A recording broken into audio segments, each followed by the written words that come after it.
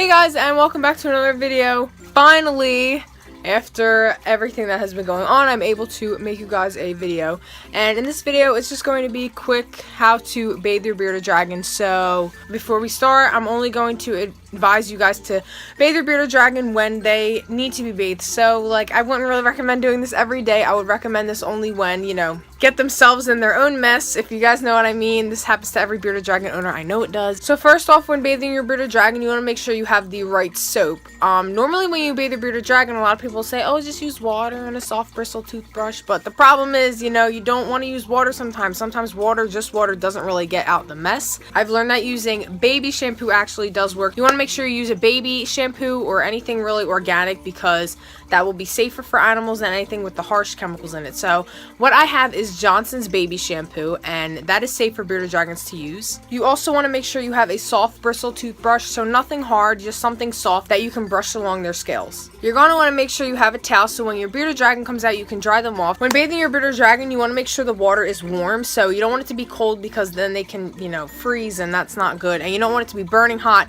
I've made that mistake so many times. I don't realize how hot the water is, and I put Fitz in there and he freaks out, and I'm just like, I'm so sorry. Make sure you can run the water on the back of your hand, and it's fine for your hand, that is fine for your lizard. Okay, now the fun part, getting your bearded dragon in the bath. Fitz, when I first put him in, he usually freaks out a little bit, but then he's fine. If your bearded dragon is scared to go in the bathtub or water, then you want to make sure you have them on your hand and gently and slowly lower them into the water, and keep your hand under them so they know they're safe, because they're safer in your hands than they are in the water. So I just pour the shampoo on the toothbrush like toothpaste, and then I start brushing Fitz, like his scales and wherever else he, you know, made the mess.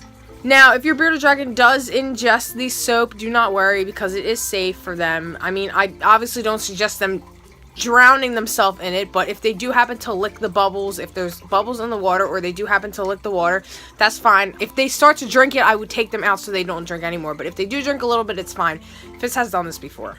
So after you take your bearded dragon out of the water, you're just going to want to dry them off.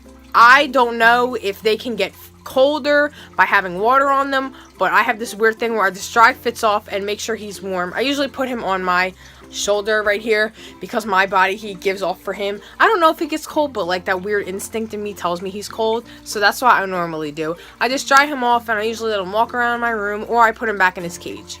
So yeah, that's pretty much it. There really isn't anything special to bathing your bearded dragon, besides the main factor is just make sure they're not getting any of the harmful chemicals. So any like shampoo bottles like Tresemme, Pantene, Suave, I wouldn't really recommend those. I would just do the baby stuff, because baby shampoos and soap are safer for animals. I heard about Dawn being safe for animals, but I don't know. I'm not going to risk it. I'm just going to use the most natural stuff I can get.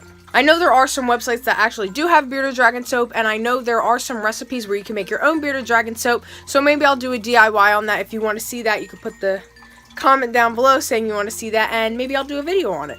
So, thank you guys for watching, and stay tuned for the next video.